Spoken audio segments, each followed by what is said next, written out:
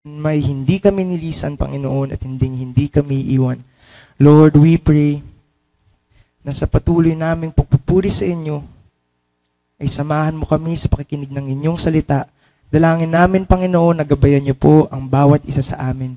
We praise you, Lord God, at sa inyo namin ibinabalik ang lahat ng papuri at pasasalamat. Ito ang aming samot dalangin sa ngalan ng aming Panginoon na si Jesus.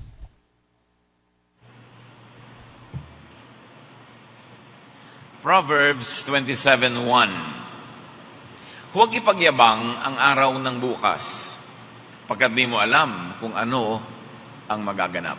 Ang ating pag-aaral, pinamagatan natin, do not boast. Huwag magyabang. Salamat, Panginoon, dahil tinuturuan niyo kami ng mga tamang hakbang sa buhay. Salamat sa ibinibigay niyong buhay at sa karunungan para ang buhay na ito ay sulitin, pagandahin, at lubos na malasap ang inyong pagpapala. Sa aming pagtitipong ito, kayo, Panginoon, aming tinataas. Linisin niyo po kami, patawarin sa aming mga pagkukulang at biyayaan niyo ng karunungan, kaliwanagan, gabayan, turuan, pagalingin sa mga karamdaman na aming katawan at isip at puso. At nawa kayo maluklok sa aming kalagitnaan, liwanag niyo ang maging biyaya namin. Pinupuri, pinasasalamatan namin kayo sa ngalan ng iyong anak na si Jesus. Sinabi sa Proverbs 27:1, don't brag about tomorrow. Each day brings its own surprises. Hindi maaaring ipagmalaki, ipagyabang ang hindi pa dumarating dahil maaaring ikagulat, ikasorpresa natin ang mga magaganap. Ano ba ang mga pagyayabang at mga ipinagyayabang natin? Boasting could be of bodily strength. Isa yan na hindi mo man ipinagyayabang ng bibig, hindi ka man conscious na ipinagyayabang, maaaring merong pagyayabang na nangyayari. At isa dyan na ating pwedeng ipagmalaki, lakas ng katawan, kalusugan. Pero ito'y biglang nawawala. Bata ka man o matanda, inaabutan tayo ng panahon na biglang nawawala ang ating lakas at kalusugan. Isa pang ipinagyayabang ay kabataan na hindi man mawala agad, ay tiyak namang kumukupas sa pagdating ng panahon. John 21:18, pakatandaan mo, nung bata ka pa, ikaw ang nagbibihis sa iyong sarili at pumupunta ka kung saan mo gusto. Isa daw yan na pribilehiyo ng pagiging bata, meron kang kontrol sa iyong katawan. Binibihisan mo ang sarili, pumupunta ka sa ibig mong puntahan. Ngunit pagtanda mo sa pagpapatuloy, iuunat mo ang iyong mga kamay at iba ang magbibihis sa iyo at dadalhin ka kung saan hindi mo gusto. Nagaganap daw ito pagtanda, pag mahina ka na, you no longer have complete control over your body. Kaya habang maaga, pumunta ka na sa gusto mong puntahan. Habang kaya pa. At hanggat maaari, habang bata ka pa, magbihis ka ng matatanda at mahihina. At ipanalangin at asahan, kung ikaw naman ang tumanda, ay meron din magbihis sa'yo. Kasi ang itinatanim ay inaani. Magpasyal ka na ng mga matatanda, para kung ikaw naman ang tumanda, ay maaaring sa iyong itinanim, ay meron namang magpasyal sa'yo. Ang pagyayabang, maaari rin tungkol sa physical beauty. Isa yan sa mga nagiging dahilan ng pagmamalaki, kagandahan. Pero sabi ng Proverbs 31:30, kumukupas ang ganda. In fact, physical beauty is only very short-lived. Sandaling-sandali lang na maganda ang isang tao. Nasa kasibulan, sa tanghaling tapat ng kanyang buhay, pero yun ay papalipas. At pwede rin ipagyabang financial wealth, pera, kayamanan. Luke 12:15-20, at sinabi niya sa kanilang lahat, mag-ingat kayo sa lahat ng uri ng kasakiman, sapagkat ang buhay ng tao ay wala sa dami ng kanyang kayamanan. Nawawala, nananakaw, nababawi ang mga kayamanang pinansyal. Boasting could also be of intelligence, mental brilliance, greatness. Yan ay maaari pang mga ipagyabang. Yung mga katalinuhan, galing, husay. Pero ang lahat ng yan ay pumupurol, kumukupas, kumisay biglang nawawala. Gaano ka man katalino, karunong, kahusay, minsan ka lang mabagok, na apektuhan ng iyong utak, pwedeng mawala ang lahat. Hindi pwedeng ipagyabang ang galing. Tulad ng isang hari na nagyabang ng todo-todo. Daniel 4:29-33. Minsan, namamasyal ang hari sa hardin sa bubong ng kanyang palasyo sa Babylonia. Ito ay si Haring Nebuchadnezzar. Sinabi niya, talagang dakila ang Babylonia. Ako ang nagtatag nito upang maging pangunahing lungsod at maging sagisag ng aking karangalan at kapangyarihan. So ako ang dakila, ako ang magaling, ako ang nagtatag. Hindi pa siya natatapos sa pagsasalita. Nang isang tinig mula sa langit ang nagsabi, Haring Nebuchadnezzar, pakinggan mo ito. Aalisin na sa iyo ang kaharian. Katatapos pa lang niya magyabang, meron ng bawi ang langit sapagkat sinosolo niya ang karangalan at di niya kinikilala ang Diyos sa langit. Ipagtatabuyan ka sa parang at doon maninirahan kasama ng mga hayop. Kakain ka ng damo tulad ng baka. 7 taon kang mananatili sa gayong kalagayan hanggang sa kilalanin mong nasa ilalim ng kapangyarihan ng kataas-taasang Diyos ang kaharian ng mga tao at maaari niyang ibigay ito kanino man niyang naisin. Ipinaliwanag ng tinig mula sa langit ang dahilan kung bakit babawian ng kapangyarihan at katinuan si Haring Nebuchadnezzar.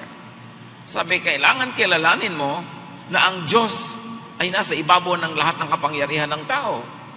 Na siya ang nagbibigay at nagbabawi nito. At mangyayari sa iyo sasahol ka pa sa hayop. At minaipaliwanag na ang mga medical scientists na maaaring uri ng sakit na dumapo dito kay Nebuchadnezzar, but definitely it affected his brain, his mind. At nangyari yun. So nangyayari ang pagbababa sa mga nagmamataas. Pagbawi sa mga pinahihiram lang naman. Verse 33, nangyari agad kay Nebuchadnezzar ang sinabi ng tinig. Kahit gaano karunong, kahusay, kagaling, maaaring magkasakit sa utak ang tao. Maaaring mabaliw na nagiging asal, hayop o masahol pa. O lumalabo ang alaala, nagdidilim ang kaisipan, nawawala ang inspirasyon sa galing, pumupurol, dumidilim. Boasting could be of talent or skill. Ang husay-husay mong gumawa ng ganito, gumawa ng ganyan, pero ang tao nagkakasakit. Pwedeng dapuan ang tinatawag na aksidente. O magaling man ay nadadaig naman ng ibang mas magaling pa. So hindi dapat nagyayabang. Boasting could also be of social and political status and strength. Makapangyarihan, maraming relations, maraming koneksyon, pero pwedeng bumabagsak, iniiwan, tinatalikuran ng iba. Lalo yung political power, pag uso ka, ang dami mong kaibigan. Pag di ka na uso, bumabaligtad pa nga yung dating kunwari kaibigan mo, nagiging kaaway mo pa. Boasting could also be of spiritual standing and power. Hindi napapansin ng mga nagbubuhay banal o nagbabanal-banalan o pinipilit maging banal na nagiging kayabangan na rin nila ang kanilang kayabangan, ang kanilang kalinisan. Kuminsan ang taong hindi nagkakasala ay nagiging mayabang at minamaliit, dinudusta agad yung mga nagkakasala. Yung mga taong maganda ang buhay, matuwid, malinis, maaari hindi niya napapansin na naipagyayabang na niya yon sa paghuhusga niya sa mga kapwa niya na itinuturing niyang marumi. Kaya sabi ng 1 Corinthians 10:12, kaya't mag-ingat ang sino mang nag-aakalang siya'y nakatayo at baka siya mabuwal. Kung nakatayo ka, magpasalamat ka sa Diyos, pero ihanda mo rin ang iyong loob sa posibilidad na pwedeng walang kaginsa-ginsa ay mabuwal ka. Kaya ang mga nakatayo, nananatiling nakatayo, dapat mabait sa mga nabubuwal. Kasi hindi mo alam kung kailan ikaw naman ang mabubuwal. Ang mga matuwid ay dapat na mahabagin, mabuti pa rin sa mga liko. Ang mga nabubuhay sa liwanag ay hindi dapat manlait ng mga nagtatago sa dilim. Those who live above the surface must never diminish the human value of those who fall in the cracks. Hindi dapat nagmamalaki. Lalong-lalo ang kabanalan, hindi dapat ipinagmamalakihan. Kasi hindi mo alam kung kailan biglang ikaw naman ang matatalo ng tukso. Dadapuan ng pagkakamali at igugupo ng kahinaan. Huwag kang na agad-agad na mamalo sapagkat ang iyong pamalong ginagamit ay maaring sa iyo naman gamitin kung ikaw ang dapat paluin. Lahat ay pinagmamalaking yan. All this could disappear in a flash.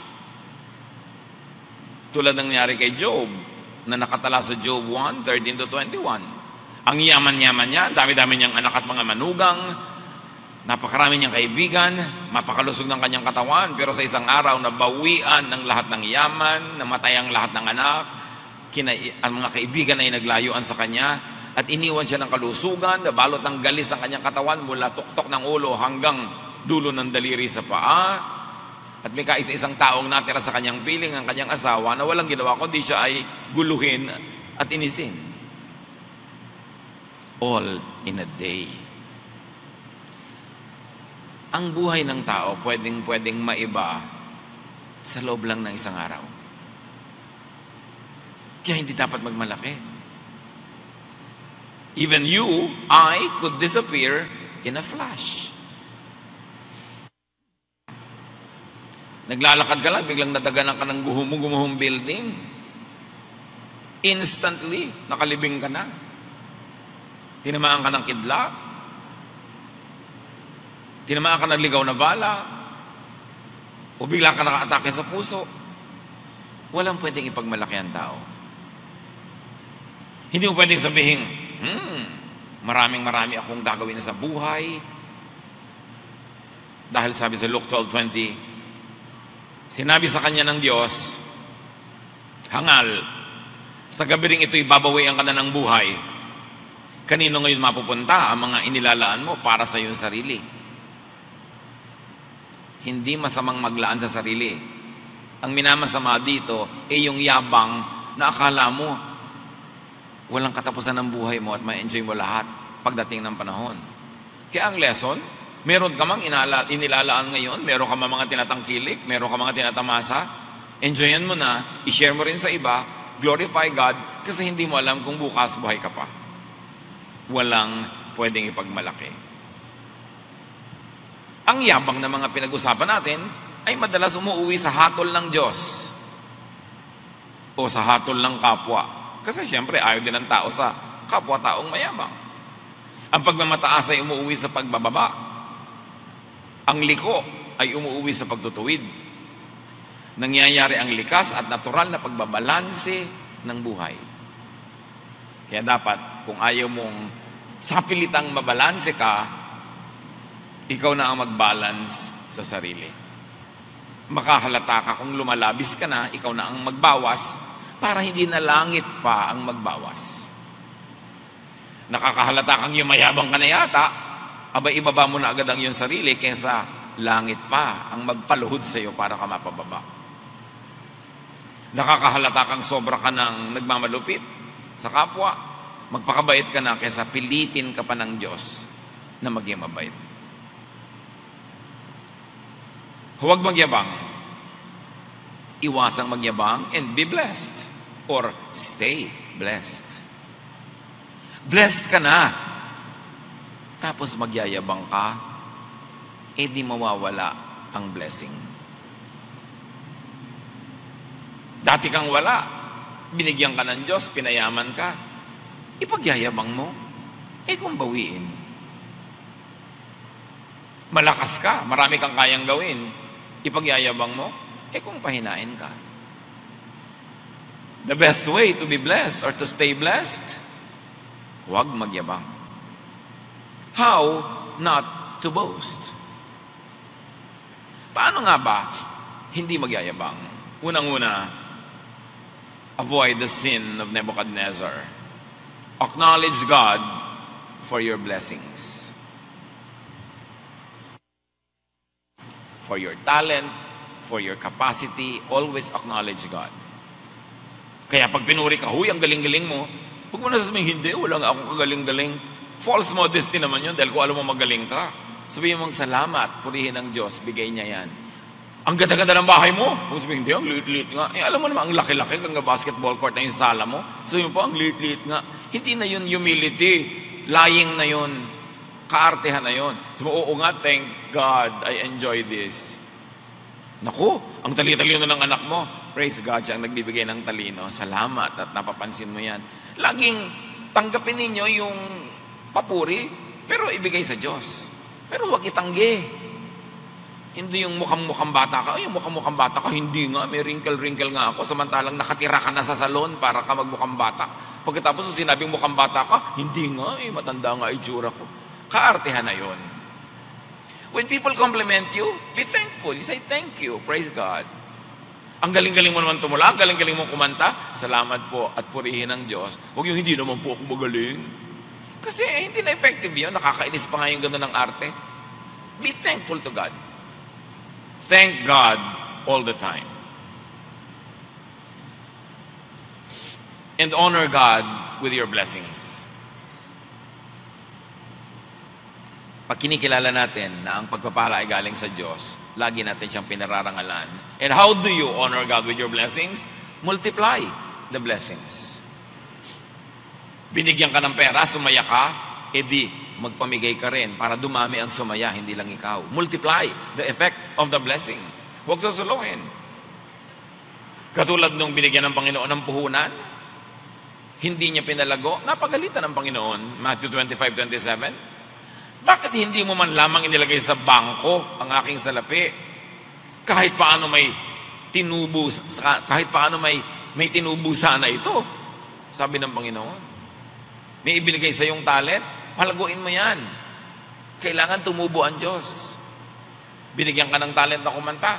Kumanta ka, hindi lang sa banyo. Kumanta ka sa publiko, kumanta ka ng mga makadiyos na awit para ang kabutihan ng Diyos ay mahayag sa pamamagitan ng awit. Ano mang talent, gamitin mo. You're a gifted teacher, mag-handle ka ng Bible study. You are gifted with a comfortable house, host a Bible study. Kasi doon mo napaparami yung epekto ng pagpapala. Minumultiply. Honor God with your blessings, give back to God. Kung galing sa Diyos, abay dapat ka magsukli. May ibinigay sa iyo, dapat bigyan mo siya ng tubo. Dapat ka mag-entrega sa Diyos. Kasi siya ang may bigay. Make at least correct offerings. Bakit dapat correct ng offerings? Because it is recognition of God as giver. Bakit napakahalagang nagbabayad ka ng buwis? Sa gobyerno. Bakit pwede kang ikulong dahil lang hindi ka nagbayad ng buwis? Kasi pag nagbabayad ka ng buwis, ibig sabihin, nire-recognize mo yung gobyerno. Kaya mayroong mga civil disobedience, ayaw na i-recognize ang isang gobyerno, hindi sila nagbabayad ng buwis. Ngayon, nire-recognize mo ang Diyos. Nire-recognize mo siya ang nagbibigay ng lahat ng blessing, di nagbubuwis ka sa Kanya. Hindi dahil kailangan nyo ng Diyos, kundi kailangan nyo ng gawain ng Panginoon, o kaya kailangan mo yon para maalala mo lagi nabigay ng Diyos ang lahat, kaya dapat ka magbuwis. Genesis 28:22, ibabalik ko sa inyo ang 10 bahagi ng lahat ng ipagkakaloob ninyo sa akin. Kailangan ba ng Diyos yung 10? Hindi. Pero kailangan ng kanyang bahay dalanginan. At number 2, kailangan nung tumanggap ng pagpapala na ipaalala sa kanyang sarili na bigay lang yun ng Diyos at di niya dapat solohin. So there is a practical and there's a symbolic and a ceremonial value to giving back to God. Kaya sa Malakay 3:8-11, ang walang kamatayang teaching na ito, kausap ng Diyos ang bayan, ang tanong ko naman ay, matuwid bang pagnakawan ng tao ang Diyos? Hindi. Ngunit pinagnanakawan niyo ako. Sa paanong paraan? Sa mga ikasampung bahagi ng mga handog. Isinusumpa ko kayong lahat sapagkat ako'y pinagnanakawan ng buong bansa. Sabi ng Diyos. Dalhin ninyo ng buong buo ang inyong mga ikasampung bahagi sa tahanan ng Diyos upang matugunan ng pangangailangan sa aking tahanan. Subukin ninyo ako sa bagay na ito. Kung hindi ko buksan ang mga bintana ng langit at ibuhos sa inyo ang masaganang pagpapala. Hindi ko rin hahayaang salantain ng mga balang ang inyong mga pananim at mamumunga na ng sagana ang inyong mga ubasan. Yan ang sabi ng Panginoon. Naiinis ako sa inyo, dinadaya nyo ako. At huwag nyo akong inisin. Bigyan nyo ako ng kasiyahan at pagka hindi naman iba yung lalong kasiyahan ang tatanggapin nyo mula sa akin. So honor God, do not boast, and honor God with your blessings, share with others.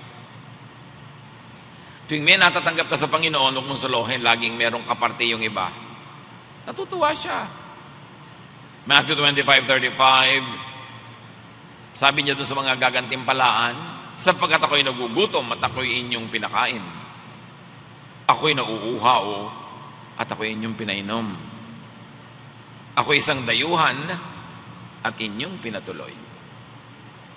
Anumang buti ang ginagawa natin sa kapwa is an act of high worship. Ang pagsamba hindi lang sa pag-awit, sa pagsayaw, sa pagdadasal, napakataas na uri ng pagsamba, ang paggawa ng mabuti, lalo sa mga hindi makakapagsukli, lalo sa mga sobrang kawawa at maralita, mahina. Yun ang kabutihan na kinikilala ng Diyos, na siya mismo ang beneficiary, kasi mahal niya yung binigyan mo, edi siya yung tumatanaw, siya ngayon ang magbabalik. Napakahalaga. Hindi ka pwede magmahal sa Diyos nang hindi ka palabigay sa kapwa. Magandang test yun eh. Paano ko pa malalaman na meron akong totoong faith? Palabigay ka ba sa kapwa? Yun, isa sa mga palatandaan na meron kang tunay na pananalig. Honor God with your blessings by what? You should enjoy your blessings on time, in time. Yung on time, sa nakatakdang schedule. Yung in time, kung kailan nagkataon at dumating, enjoy the blessing. Naranasan nyo na ba na may niregaluhan kayo ng magandang damit, tapos hindi isinusuot, nasa cabinet lang? Niregaluhan nyo ng magandang plato, baso, hindi ginagamit, nasa cabinet lang? Niregaluhan nyo ng gamit na mahusay, ayaw gamitin dahil baka marumihan, baka dumumi, baka mabasag? Ikinakatuwa nyo ba yung ganon? O gusto nyo yung nakikita nyo yung ginagamit niya yung bigay nyo? Ganun ang Diyos. Yung bigay niya, gusto niyang makitang ine-enjoy natin. Dahil binibigyan tayo ng pagpapala para ating ma-enjoy, hindi para ating ilagay sa estante. In other words, appreciation is important. And one of the best ways to appreciate a gift is to put it to good use. So enjoy the blessings that God gives you. Ecclesiastes 3:1, ang lahat sa mundong ito ay may kanya-kanyang panahon. May kanya-kanyang oras. Kaya may oras ng pagtamasa, paglasap, pag-enjoy sa blessings ng Diyos. Huwag ipagyabang ang bukas. Anong ibig sabihin? Ay, next year na ako magpapahinga. Kung mamatay ka na next month, hindi ka na nakapagpahinga. O ayan, napahinga ka tuloy ng napakahaba. Huwag mo sabihin na magtitipid ako ng 10 taon, sa ika-11 taon, doon ako magbabakasyon. Yun ang pagyayabang. Sure ka, nasa 11th year, andyan ka pa. So what do?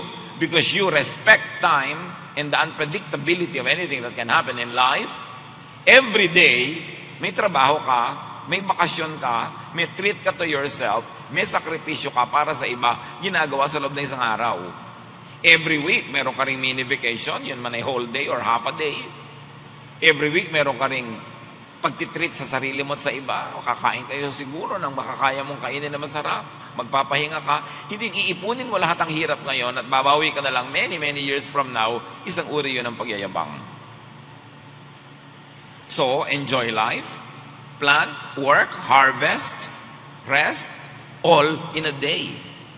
Dapat marunong tayong mayroong mini vacation every day. Kahit man lang half an hour yon, Yung gusto mong gawin, mapag-isa ka, manahimik ka, magawa mo. Hindi yung puro pagtitiis. Alam niyo yung sobrang tiis ng tiis, inis na inis, sikil na sikil, sakripisyo ng sakripisyo. Maraming nagiging sakit ang katawan. Sapagkat lahat ng ating pagsikil sa tunay nating nararamdaman, pagtitiis, pagkainis, pagkagalit, naiipon yan at nagbibigay ng sakit sa ating lupang katawan. Kaya, di ba sabi, magpatawad ka para hindi ka magdala ng galit. Sabihin mo sa iyong kapwa ang niloloob mo para hindi mo sinasarili at hindi mo iniinda mag-isa. Ipahayag mo ang gusto mong sabihin. Say no to say no. Say yes to say yes. Para hindi ipon na ipon ang lason sa iyong katawan na biglang sasambulat na lang, malalang sakit na pala. Importante yun. May oras para sa lahat. At sa loob ng isang araw, may oras para sa lahat. Pagtatrabaho, pagpapahinga, pagsasaya, pagtitiis, pagbibigay sa gusto ng katawan, sa pagpigil dito. All in a day, it can happen. In a week, in a month, in a year. Huwag ipagyabang ang bukas. Huwag sobrang asahan. Gawin na ang magagawa ngayon. Because you do not hold tomorrow. James 4:13-14. You should know better than to say, today or tomorrow we will go to the city. We will do business there for a year and make a lot of money. What do you know about tomorrow? How can you be so sure about your life? It is nothing more than a mist that appears for only a little while before it disappears. So huwag niyo ipagyayabang ang bukas, hindi niyo alam kung buhay pa kayo. Paano man natiyak ang tungkol sa bukas? Paano ka nakatiyak tungkol sa buhay? Ang buhay mo ay para lang isang asap, usok, vapor, sasandali na nakikita at pagkatapos ay naglalaho sa hangin. You vanish in thin air. Life is short. Life is fragile. Enjoy what God gives you. Huwag ipagyabang, ipagpasalamat sa Diyos, paramihin, hatian ng kapwa, magsukli sa Diyos, and then, at the end of your life, meet your Maker. What is important? Stay humble. Do not have affected and false humility. Genuine humility is accepting if you are good, accepting the compliments, but giving glory to God and giving thanks to God.